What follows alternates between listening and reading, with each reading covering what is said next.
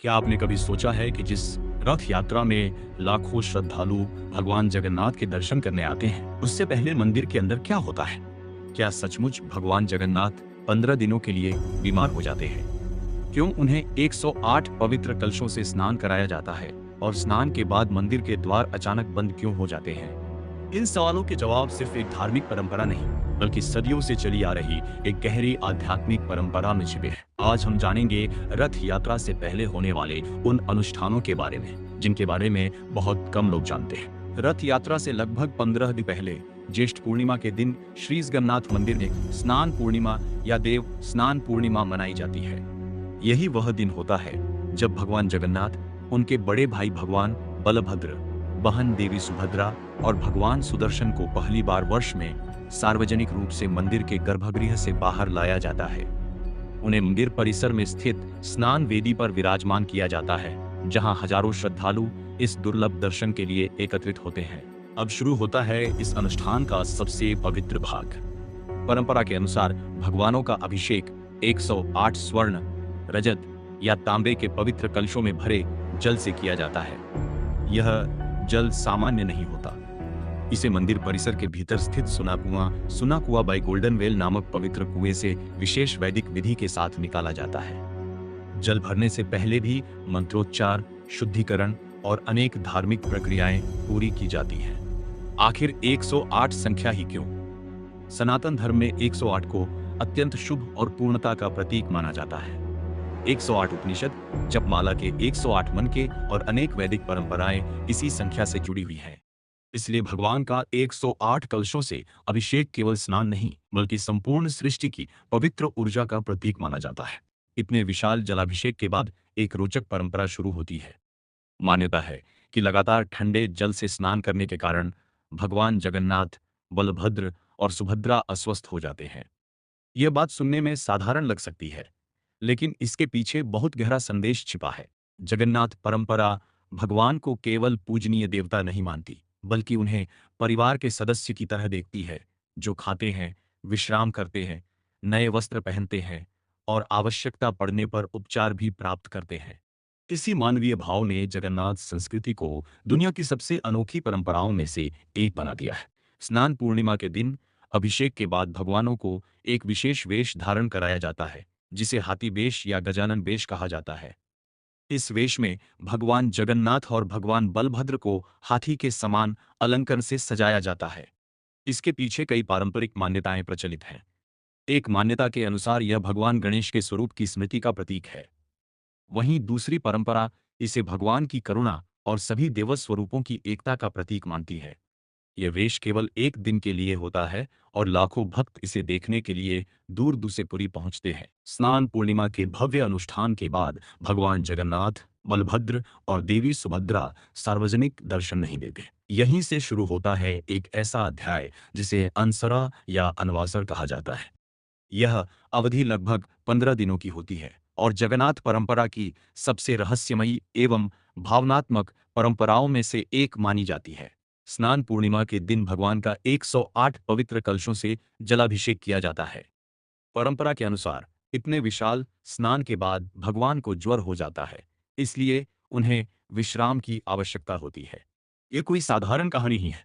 जगन्नाथ संस्कृति भगवान को केवल एक मूर्ति के रूप में नहीं देखती, बल्कि एक जीवंत, स्नेहमय और मानवीय स्वरूप के रूप में मानती है।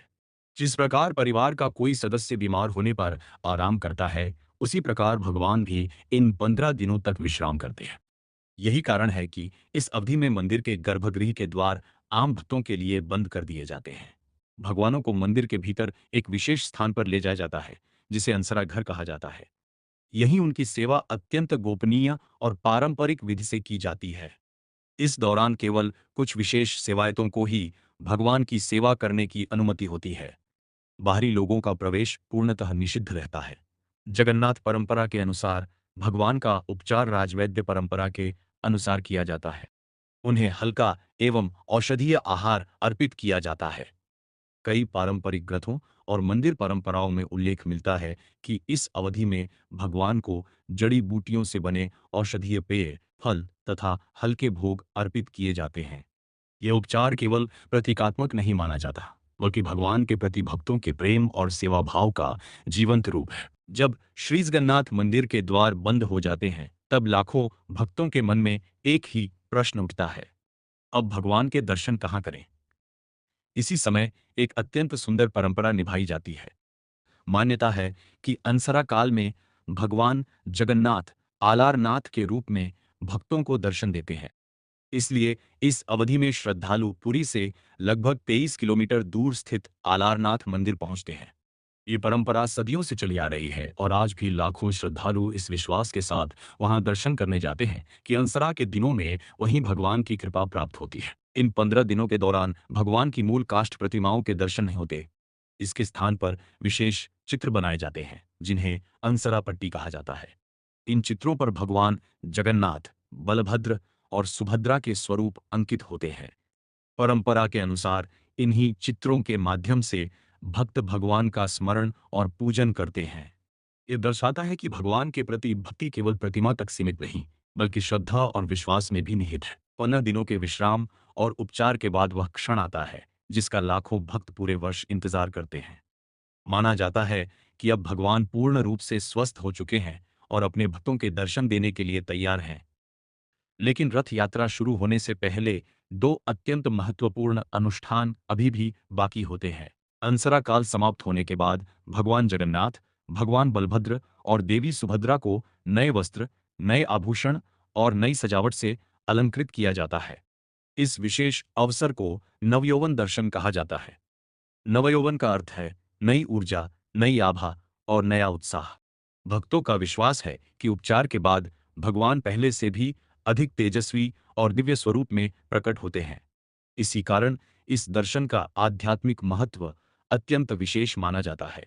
नवयौवन दर्शन से ठीक पहले एक अत्यंत पवित्र अनुष्ठान संपन्न होता है, जिसे नेत्रोत्सव कहा जाता है। स्नान पूर्णिमा के बाद भगवान की प्रतिमाओं पर नए रंग और अलंकरण किए जाते हैं। इस प्रक्रिया के अंतिम चरण में भगवान की आंखों का पुनः चित्रांकन किया जाता है। इसे केवल एक कलात्मक कार्य नहीं माना जाता। जगन्नाथ परंपरा में यह भगवान की दिव्य चेतना, जागृति और भक्तों पर पुनः कृपा दृष्टि का प्रतीक माना जाता है। यही कारण है कि नेत्रोत्सव को अत्यंत गोपनीय और पवित्र वातावरण में संपन्न किया जाता है। अब वह दिन आ जाता है जिसका करोड़ों श्रद्धालु बेसब्री से इंतजार करते हैं। मंदिर के सिंहद्वार से भगवान जगन्नाथ, भगवान बलभद्र और देवी सुभद्रा को पारंपरिक शैली में बाहर लाया जाता है। इस भव्य प्रक्रिया को पहंडी विजय कहा जाता है। ढोल, मृदंग, झांझ, शंखध्वनि और जय जगन्नाथ के उद्घोष से पूरी गूंज उठता है। चारों ओर केवल भक्ति, उत्साह और आस्था का अद्भुत वातावरण दिखाई देता है। रथ यात्रा का एक ऐसा अनुष्ठान है जो पूरी दुनिया के लिए विनम्रता का संदेश देता है। इसे छेरा पहरा कहा जाता है। इस परंपरा में पुरी के गजपति महाराज स्वयं स्वर्ण झाड़ू से तीनों रथों की सफाई करते हैं और सुगंधित जल का छिड़काव करते हैं। इसका संदेश स्पष्ट है, भगवान के सामने राजा और सामान्य व्यक्ति में कोई भेद नहीं होता। सभी केवल भगवान के सेवक हैं। यही परंपरा जगन्नाथ संस्कृति की सबसे महान शिक्षाओं में से एक मानी जाती है। जब लाखों हाथ भगवान के रथ की रस्सी पकड़ते हैं, तब यह केवल एक रथ को आगे बढ़ाना नहीं होता। यह विश्वास, समानता, सेवा और भक्ति को आगे बढ़ाने का प्रतीक होता है। जगन्नाथ किसी जाति, भाषा या क्षेत्र के भगवान नहीं हैं। वे पूरे मानव समाज को साथ लेकर चलने वाले भगवान माने जाते हैं। इसीलिए उनकी रथ यात्रा में हर वर्ग, हर समुदाय और हर देश के लोग श्रद्धा के साथ शामिल होते हैं। तो अब जब भी आप जगन्नाथ रथ यात्रा देखेंगे, तब आपको केवल विशाल रथ और लाखों श्रद्धालु ही नहीं दिखाई देंगे। आपको याद रहेगा, उससे पहले स्नान पूर्णिमा हुई थी। 108 पवित्र कलशों से भगवान का अभिषेक हुआ था। फिर भगवान 15 दिनों तक अनसरा में विश्राम करने गए। आलारनाथ की परंपरा निभाई गई। नेत्रोत्सव में भगवान की दिव्य दृष्टि का पुनः चित्रांकन हुआ और नवयौवन दर्शन के बाद भगवान अपने भक्तों के बीच लौटे। यही वे अनदेखे और कम ज्ञात अनुष्ठान है जो रथ यात्रा को केवल एक उत्सव नहीं, बल्कि सदियों पुरानी आध्यात्मिक परंपरा का जीवंत प्रतीक बनाते हैं। अगर आपको यह जानकारी पसंद आई हो तो वीडियो को लाइक करें, अपने परिवार और मित्रों के साथ साझा करें और ऐसे ही तथ्यपूर्ण एवं रोचक धार्मिक इतिहास से जुड़े वीडियो देखने के लिए हमारे चैनल